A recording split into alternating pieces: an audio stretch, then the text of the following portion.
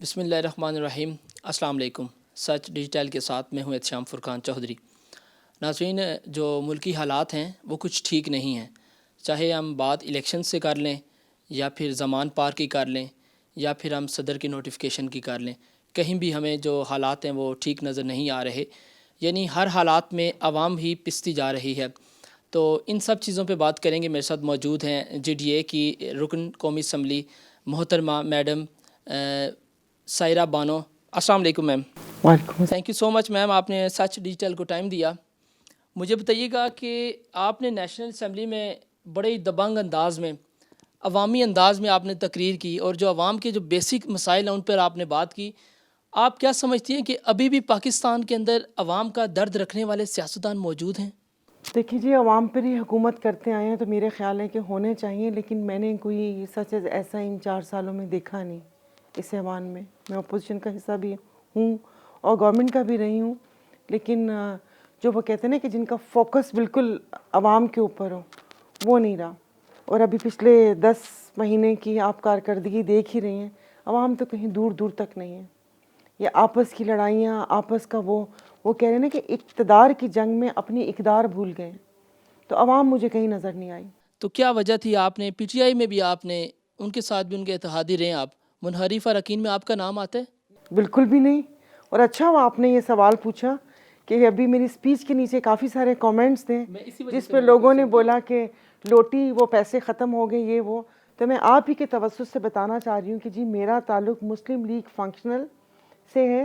سندھ میں ہمارا G D A grand democratic alliance, جو ہماری وہاں پر دوسری پارٹیز ہیں، ان کے ساتھ ایک الائنس ہوا، اور خان صاحب کے ساتھ ہم لوگ آخری وقت تک ساتھ تھے، اور انہوں نے ریزائن کر دیے، ہم لوگوں نے ریزائن نہیں کیے، لیکن حکومت کا لاسٹ اس تک حصہ تھے ہم لوگ۔ بلاول صاحب نے کل ایک سٹیٹمنٹ دی ہے کہ امیر طبقے کو، منطق ہے ان کی اپنی منطق ہے، آپ اس کو کس طرح دیکھیں کہ امیر طبقے کو ہم مزید امیر کریں گے جس سے معیشت بہتر ہوگی؟ سوشل میڈیا وہ آگے اور پیچھے کی بات کاٹ کے بیچ میں اپنے مطلب کی بات نکال کے اس کو وائرل کر دیتی ہے۔ صحیح۔ انہوں نے کچھ اور کہا تھا، وہ میں نے گو کہ سنا نہیں، مجھے میرے ہسبینڈ نے بتایا تھا، لیکن وہ یہ ایسا نہیں تھا۔ لیکن بہت پہلے میرے خیال میں ضیاء دور کی اسمبلی میں، وہاں پر ایک فائنینس منسٹر تھے، میں نام بھول رہی ہوں، تو انہوں نے یہی کہا تھا، انہوں نے جو کہا تھا کہ یہ جو بجٹ ہوتا ہے وہ بیسیکلی امیروں کے لیے ہوتا ہے، کہ اس کے جو ثمرات ہیں وہ غربا تک پہنچیں۔ تو وہ سٹیٹمنٹ ہوگی ہماری نیشنل اسمبلی لائبریری میں، تو یہ انہوں نے کہا تھا، لیکن میں نہیں سمجھتی کہ بلاول صاحب نے یہ بیان دیا ہے، آگے پیچھے کا حذف ہوا منی ہوگا۔ بجٹ آ گیا ہے، کہہ رہے تھے جی عوام کو سکون ملے گا، ڈار جدوں آئے گا تو بڑے بڑے کام کر دے گا۔ اگر یہی کام کرنا تھا پھر مفتاح اسماعیل کو کیوں نکالا؟ وہ دیکھیں، پارٹی کی تو اپنی وہ اتنے دھڑے تو بنے ہوئے ہوتے ہیں ہر پارٹی میں، شین میم نون واو رے تو یہ سارے یہ آپس ہی کی وہ ہے کہ کسی کو نہیں پسند، یہاں پر پسندیدگی اور ناپسندیدگی کا زیادہ میں نے عنصر دیکھا ہے، بجائے کہ کسی کو کارکردگی کی بنیاد پر رکھا جائے یا نکالا جائے۔ جس کو جو نہیں پسند ہوتا تو اس کے خلاف ایسی باتیں بھی ہو جاتی ہیں۔ لیکن آپ نے کہا کہ عوام، تو اگر جنہوں نے بھی کہا ہے کہ وہ آئے گا اور اس منی بجٹ میں ریلیف ہوگا، کیا وہ اتنے سارے ٹیکسز دیکھ کے کوئی ذی شعور انسان یہ سمجھ سکتا تھا کہ اس سے عوام کو ریلیف ملے گا؟ عوام کو ریلیف آج تک نہیں ملا۔ اگر عوام کو ریلیف دینا ہوتا تو بہت سارے طریقے تھے۔ میں بار بار ایک بات پہ یہ اپنی سپیچ میں بھی کہا، 10 پروگرامز میں بھی کہا کہ یہ صرف آپ پیٹرول کی منصفانہ تقسیم کر دینا۔ V8 والے کو بھلے آپ 500 لیٹر دیں، جب وہ 8 کروڑ کی گاڑی افورڈ کر سکتا ہے اور پیچھے اپنا پورا اسکواڈ افورڈ کر سکتا ہے، تو وہ 500 کا پیٹرول بھی افورڈ کر سکے گا۔ ایک رکشے والے اور V8 کا آپ نے پیٹرول خریدنے کا معیار ایک رکھ دیا۔ ایک رکشے والا بھی 272 کا پیٹرول وہ کر رہا ہے اور V8 والا بھی وہ کر رہا ہے، یہ تو ناانصافی ہے۔ آپ نے کہا 20 اور 30 والے کو چھوڑ دیں، آپ 50 کا مجھے بجٹ بنا دیں۔ وہ آپ تو میرے خیال میں 50 کیا، وہ تو ایک وہ لفظ تھا، ₹1,00,000 والا کبھی نہیں بنا سکتے۔ اس میں آپ ریاست ماں ہوتی ہے۔ ابھی یہ جو آئین کی تقریبات منا رہے ہیں، تو کیا انہوں نے آئین پڑھا ہے؟ یا آپ نے اور مجھے اپنے حقوق کا پتہ ہے کہ ریاست کا جو کام ہے، جو ریاست کی ذمہ داری ہے، وہ آپ کو صحت، تعلیم، باقی سہولتیں، آپ کی جان و مال کی حفاظت، کوئی ایک مجھے بتا دیں، آپ کوئی ایک مجھے بتا دیں۔ پبلک ٹرانسپورٹ، مطلب ٹرانسپورٹ بھی ہماری اپنی، ہم استعمال کرتے ہیں، بچوں کا اسکول ہے پرائیویٹ، وہ پرائیویٹ اسکول میں پڑھتے ہیں. ہاسپٹل ہے تو ہم پرائیویٹ ہاسپٹل سے علاج کرواتے ہیں کہ سرکاری ہسپتالوں کا وہ معیار ہی نہیں ہے. یہ خود کبھی نہیں گئے، یہ تو پاکستان میں نہیں گئے، ہم تو پھر بھی کسی پرائیویٹ ہاسپٹل میں چلے جاتے ہیں. یہ تو بیرون ملک جاتے ہیں اور وہ ایسی سرجریز ہوتی ہیں کہ وہ کسی ایک ملک میں بھی نہیں ہوتی، وہ ایک ہی جگہ ہوتی ہے. تو جب سب کچھ خط کرنا ہے تو ریاست کہاں ہے، ہمارے ٹیکسز کہاں جا رہے ہیں؟ شیخ صاحب کہتے ہیں سرجری کا اسپتال، میں نے کیونکہ لاسٹ ٹائم ان کا انٹرویو کیا، وہ کہہ رہے ہیں مریم کے لیے اسپیشل میں ہسپتال بنوا رہا ہوں یہاں پر. اب وہ شیخ صاحب کا بیان ہے، وہ ان کو پتہ ہوگا. میں تو سارے جا رہی ہوں، آپ کے پلیٹس کا مسئلہ ہو، آپ کی کوئی بھی سرجری کچھ بھی ہو، سب بیرون ملک جاتے ہیں، دبئی، لندن، یہ وہ. آپ ابھی پی تو ڈی ایم وہیں کا پر حصہ ہیں؟ نہیں جی، میں پی ڈی ایم کا حصہ نہیں ہوں. میری کیوں اپنی ایسی شناخت ہے، میمز اور میری کیوں ایسی اپنی. بائیں؟ وہ تو اب سوشل میڈیا، اب آپ کو پتہ تو ہے کہ نہیں ہے لوگوں کو کوئی کام، تو ہمارے لوگ افواہوں میں جلدی یقین کر لیتے ہیں بجائے کہ کوئی جینوئن چیز ہو. تو میں اس وقت اگر اپوزیشن میں ہوں تو پی ڈی ایم کا حصہ کیسے ہو سکتی ہوں؟ نہ میں منرف clear message آپ کر رہی ہیں. اراکین میں ہوں. منرف اراکین ان کی بی ٹیم ہو سکتی ہے کہ راجہ صاحب ہر انٹرویو میں کہتے ہیں ہماری حکومت، ہماری حکومت، لیکن میں بالکل کارنر میں ہوتی ہوں.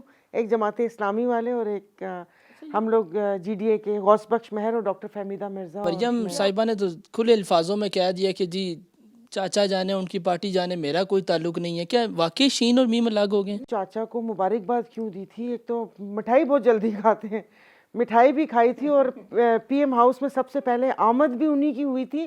اور جو کل جلسے میں وہ اتنا ان کا سرکاری جو پیچھے ان کو کارواں دیا ہوا تھا، ان کا اسکواڈ تھا، وہ چاچا نے دیا تھا. تو وہ کون ہے جنہوں نے ان کو سرکاری پروٹوکول دیا تھا؟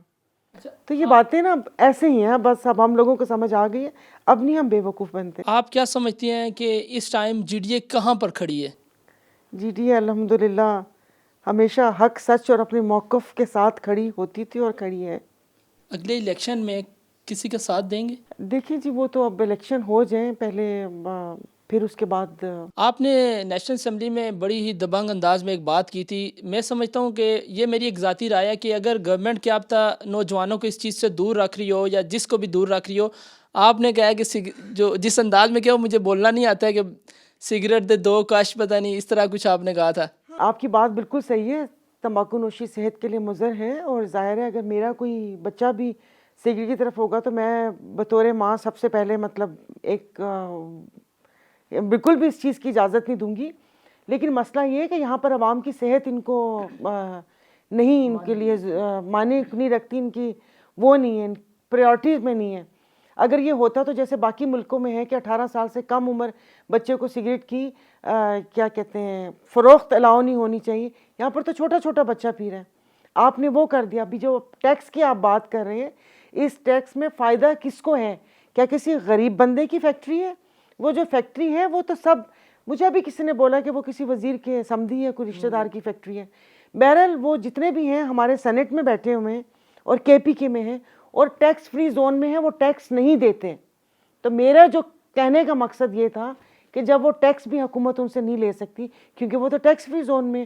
اور ایک فیکٹری کا ذکر بھی میں نے کیا تھا کہ وہ ساری فیکٹری کے پی کے میں ہے، اس کا گیٹ دوسری طرف ہے فاٹا کی طرف، تو وہ وہاں سے نکلتے ہیں اور وہ ٹیکس نہیں دیتے. وہ ٹیکس دیتے نہیں ہیں تو آپ نے ان کی جیبیں بھرنی ہے. یا تو یہ ٹیکس ڈائریکٹ حکومت کو جائے تو پھر تو آپ اس کو جتنا مرضی وہ کریں.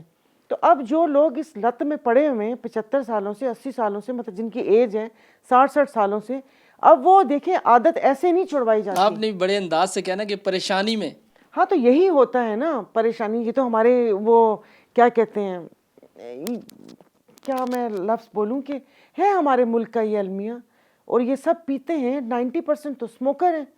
تو اس پہ آپ نے وہ کر دیا. ایک میں بالکل بھی اس کو پروموٹ نہیں کر رہی، ایک چند لمحے کی وہ ہوتی تھی اس کے اوپر ٹیکس. اگر وہ ٹیکس حکومت کے پاس جائے اور عوام کی فلاح و بہبود پہ لگے تو میں کہتی ہوں آپ کر دیجئے.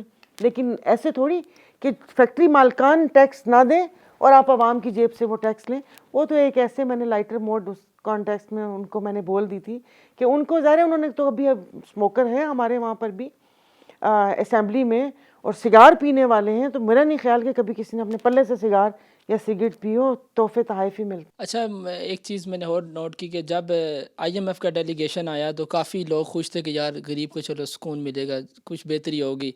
اس کے بعد یہ منی بجٹ آیا تو کچھ بھی نہیں، یعنی کہ کام ختم ہے، اب غریب یعنی غریب ختم ہو گیا اگر آسان. وہ آ کے چندے دے رہی ہے، وہ آ کے آپ لوگوں کو دے رہی ہے کہ ہاں بیٹا تم برانڈیڈ سوٹ پہن کے کشکول ہاتھ میں پکڑ کے مانگنے آ رہے ہو، جتنے پیسے تم مانگ رہے ہو اس سے آدھے میں آپ لوگ ہوٹلز میں اپنے ڈیلیگیشن جا کے ٹھہراتے ہو، اور اس سے زیادہ سوئس بینکوں میں آپ کے پیسے پڑے ہوئے. ویسے کہ سوئس بینک والوں سے لے نہیں سکتے. آپ رائے دے آپ نے اس دن ہاں رائے میں تو دینی تھی کہتی نا، ہوں اگر اس آئی دن ایم ایف سے آپ لے نے. لیا تو ان کو بولیں کہ وہاں پڑے ہوئے وہاں سے لے لو اچھا بجائے کس آئیڈیا دینے اچھا کے. ہے. تو جتنے پیسے مانگ رہے ہیں 1 ارب ڈالر، 9 ارب ڈالر تو ہمارے حکمرانوں کے پاس ایسے ہی پڑے ایزیلی ہوئے. کوئی مسئلہ نہیں ہے. اس آپ دیکھیں نا منڈیاں لگتی ہیں، بھاؤ تو ہوتے ہیں 50-50 کروڑ، یعنی جب خریدنے آتے اور ہیں تو سارے پوری پوری خریدنے بوریاں پہ لے کر آتے آ ہیں جاتے تو ہیں. وہ پورا وہ کر لیتے ہیں. تو آپ یہ جو سینٹ کے الیکشن جو کوئٹہ بلوچستان اسمبلی میں، وہ تو سب کو پتا تھا کہ 80-80 کروڑ 1-1 ارب میں 1-1 سیٹ ہو گئی ہے. کیا وجہ تو بوریاں پیسے تو عوام ہے. میں کیوں نہیں بانٹتے ہیں؟ کیا عوام کو کوئی درد نہیں ہے؟ یہ کیا وجہ نہیں کیا درد ہے؟ نہیں ہے، الیکشن کروا دینا، تھوڑا سا پیسہ عوام میں جائے گا، الیکشن کروا دیں. بلوچستان میں حالیہ آپ نے دیکھا ہوگا عبدالرحمان کھیتران کا جو واقعہ ہے، ایک لڑکی قرآن مجید ساتھ میں اٹھا کے بڑے بڑے اعتراف کیے اس نے. باپ بیٹے پہ الزام لگا رہا ہے، بیٹا باپ پہ لگا رہا ہے، تو یہ معاشرے سے انسانیت ختم ہو چکی ہے. بلوچستان بھی پاکستان میں آتے ہیں. ہاں پاکستان کے نقشے میں ہے بلوچستان، لیکن ظاہر ہے اتنی ساری قیامت کی نشانیاں ظہور پذیر ہوئی ہیں تو اس میں سے ایک یہ بھی ہے کہ باپ بیٹے کا نہیں، بیٹا باپ کا نہیں. لیکن وہ مسئلہ دبا دیا انہوں نے، اور جن خاتون نے قرآن اٹھا کے دعائیاں دی تو پہلے تو ان پر تھا، اب وہ آ چکی ہیں. لیکن یہ مسئلہ دب گیا کہ اس کنویں میں سے لاش کس جوان لڑکی کی نکلی تھی. تو یہاں پر جس وقت یہ ظلم ہوتا رہے گا یہی وہ ہوگا. مجھے یاد ہے بچپن میں کبھی لال رنگ کی آندھی آتی تھی تو میری نانی اماں اور گھر والے اداس ہو جاتے تھے کہ کسی بے گناہ کا خون ہوا ہے، اس وجہ سے یہ لال آندھی آئی ہے. تو ہم لوگ بھی بالکل خوف و ہراس کی فضا قائم ہوتی تھی اور آسمان کو دیکھتے تھے، پتہ نہیں کون بے گناہ ہوگا. مطلب یہ بہت دور نہیں، میں آپ کو 40-45 سال پہلے کی بات بتا رہی ہوں. تو اب تو میرے خیال میں بلوچستان کے علاوہ بھی ایسے واقعات ہوتے ہیں جیسے جنوبی آپ پنجاب نہیں. میں تو دیکھ لیں، آپ کیا اس سے کمپالا سے آئے ہیں، کانگو سے آئے ہیں، کہاں سے آئے ہیں؟ آپ کو نہیں پتہ یہاں پر کیا ہوتا ہے؟ یہاں پر تو جتنا آپ رپورٹ کرتے ہیں میں بھی آدھے رپورٹ ہوتے ہی نہ ہوں. آئین کی کسی شک پر عمل ہوا ہے، جان و مال کی حفاظت ہے کہ باہر جاتے ہیں تو یہی نہیں پتہ ہوتا کہ واپس بھی آنا کسی نے یا نہیں آنا، کسی دہشت گردی کے اس میں ہو جائے گا یا کہ بم بلاسٹ میں خدا نہ خواستہ کہ لاشا گھر میں آ جائے گا. ان حالات میں تو ہم لوگ رہ رہے ہیں. پھر لیکن یہاں پر آئین کی تقریبات بھی ہو رہی ہیں، جیسے جشن آزادی کی تقریبات ہوئی کہ یہاں پر کیا کہتے ہیں اس کو، دریائے سکھر کے وہاں پر لاشیں تیرتی ہوئی آ رہی تھیں، لیکن ہم نے اپنے آپ کو زندہ قوم ثابت کرنا تھا. ہم نے یہاں پر ناچنا گانا تھا اور یہ ہونا تھا. اور ابھی بھی یہی ہے. اب یہاں پہ پینٹنگز کے مقابلے ہوں گے، وہ ہوگا، آئین کی بالادستی. شرم ہی نہیں آتی انسان تو اپنا چہرہ نہ دکھائے کہ آئین کی، کہ یہ جو آئین کے دعوے دار ٹھیکیدار اور یہ ہماری قسمتوں کے فیصلے کرنے والے بیٹھے ہیں، تھوڑی اتنی سی تو شرم ہوتی ہے کہ آپ نے آئین کے لیے، آپ نے عوام کے لیے کیا کیا؟ صرف لوٹا کھسوٹا. آدھی تو بیچاری چلی گئی، آدھی وہ ہے، اور آدھے جو ابھی نیو جنریشن ہے وہ جا رہی ہے ملک چھوڑ کر، وہ ملک چھوڑ کر جا رہی ہے. ان کے لیے یہ لمحہ فکریہ ہونا چاہیے. کون سا ڈپارٹمنٹ ہے آپ مجھ سے پوچھیں کہ جہاں پر لوگ نہیں جا رہے؟ پی آئی اے ہے. پی آئی اے کے تقریباً 500 جو ریزگنیشن ہے وہ پائپ لائن میں وہ ریزائن ایکسیپٹ نہیں کر رہے کہ بس لوگ جا رہے ہیں تو بس پھر خالی وہ سنجیاں ہو جن گلیاں پچ مرزا یار پھریں، تو پھر بیٹھے رہیں گے کس پہ حکومت کریں گے؟ خان صاحب پیک میں جا رہے ہیں، وہ کہہ رہے ہیں جی جیل برو تحریک کا اعلان بھی کیا اور کافی نوجوانوں نے، ایم پی ایز نے گرفتاریاں بھی دی. آپ کیا سمجھتی ہیں یہ انتشار نہیں ہے ایک قسم کا؟ نہیں انتشار کیا مطلب، ایک ویسے دیکھا جائے تو کیونکہ دیکھیں آپ جی نے دیکھا لوگوں کو، ضیاء دور میں بھی جیل برو تحریک ہوئی، پھر جماعت اسلامی نے تحریک لبیک میں، تو یہ اگر اسی راستے میں چلنا ہے پھر تو انتشار سے. نہیں انتشار تو نہیں. اب دیکھیں نا لوگ تنگ آ چکے ہیں. جو باتیں لوگوں کے دلوں میں تھی وہ لوگوں کی زبانوں میں آ گئی، جو ذہنوں میں تھی وہ زبانوں میں آ چکی. اب بس ہونا چاہیے، اب یہ استحصال بس ہونا چاہیے کہ وہ کہتے ہیں نا کہ مومن بھی ایک سوراخ سے ایک بار ڈسا جاتا ہے، لیکن ہم تو لگتا ہے سوراخ میں پاؤں ڈال کر بیٹھ گئے کہ بار بار یہ لوگ آ کے حکومت کر رہے ہیں. ان کے اساس سے وہ عوام کو بنیادی بھیڑ بکریاں، آپ یقین نہیں کریں گاؤں میں چلے جائیں، میں اپنے حلقے میں چل جاؤں شرم آتی ہے مجھے کہ مطلب میں سچ میں بتا رہی ہوں کہ میں وہاں پر جاتی ہوں، جس طریقے سے گھر میں بیٹھی ہوئی ہوتی ہوں میں ایسے اٹھ کے چل جاتی ہوں کہ مجھے لگتا ہے کہ جیسے وہ کہتے ہیں نا کہ جھلسی ہوئی رنگت پیلی آنکھیں اور ہم دلے دلائے بیٹھے ہوئے ہوتے ہیں تو لگتا ہے کہ پتہ نہیں کیا. مجھے تو خوف آتا ہے کہ میرا ایسا بیٹھنا بھی کوئی خدا کو ناپسند نہ آ جائے.